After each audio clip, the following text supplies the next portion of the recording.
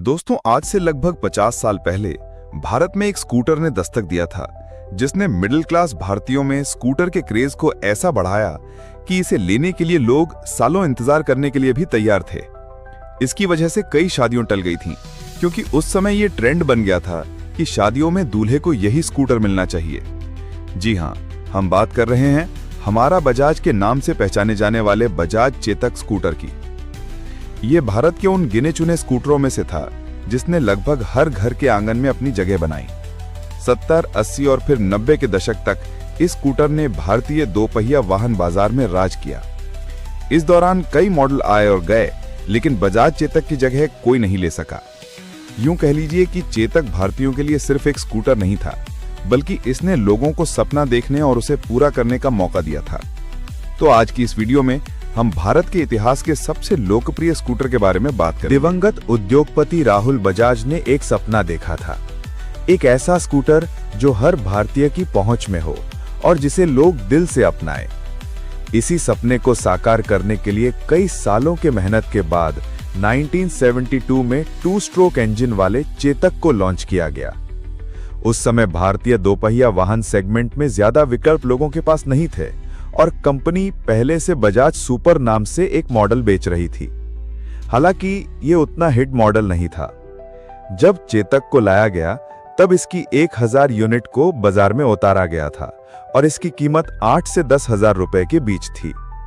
ये अपने लाइनअप के दूसरे सारे मॉडलों से अलग था, जिसकी वजह से इसे खूब पसंद किया गया। उस दौर में ज्यादातर स्कूटर स्प्लिट सीट के साथ आते थे, यानी कि स्कूटर की सीट चालक और उसके पीछे बैठने वाले के लिए 2 भागों में बटी हुई थी। ऐसे में इस तरह के स्कूटरों में 3 लोगों को बैठा पाना मुश्किल था। भले ही आज दोपहिया वाहनों में एक साथ 3 लोगों को बैठाना ट्रैफिक नियमों का उल्लंघन माना जाता है, लेकिन हम आज से 50 साल पहले की बात कर रहे हैं और इस समय ये बहुत आम बात थी। ऐसे में बजाज चेतक पहला ऐसा स्कूटर था जो नॉन स्प्लिट सीट के साथ आया और ग्राहकों ने इसे खूब पसंद किया। इसके अलावा इसके शानदार डिजाइन, पीछे लगी स्टेपनी और गोल हेडलैम्प ने इसे सिग्नेचर लुक दिया। उस दौरान निर्माता एक ऐसे नाम की तलाश में थे जो स्कूटर के खूबियों को उजागर करे, साथ ही ये भारतीयों के भावनाओं के साथ भी जुड़ा हो। भारतीय इतिहास में महाराणा प्रताप के घोड़े का नाम चेतक था, जो अपनी तेज रफ्तार और भरोसे के लिए जाना जाता था। बजाज के इस स्कूटर में भी अच्छी रफ्तार थी और इसका मकसद लोगों के भरोसे को जीतना था, इसलिए निर्माताओं ने इसे चेतक नाम दिया। बजाज चेतक की डिमांड तो थी, लेकिन इसको असली पहचान इसके एक विज्ञापन ने दिलाई, जिसमें इसे हमारा बजाज कहकर बुलाया गया। इस विज्ञापन को लोगों ने इतना पसंद किया कि रातों रात इस स्कूटर की डिमांड बढ़ गई।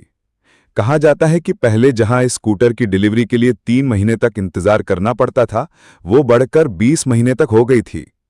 1977 में कंपनी ने पहली बार चेतक की 1 लाख यूनिट बेची गई थी और 1986 में ये आंकड़ा 8 लाख तक पहुंच गया था। LML ने दी कड़ी टक्कर।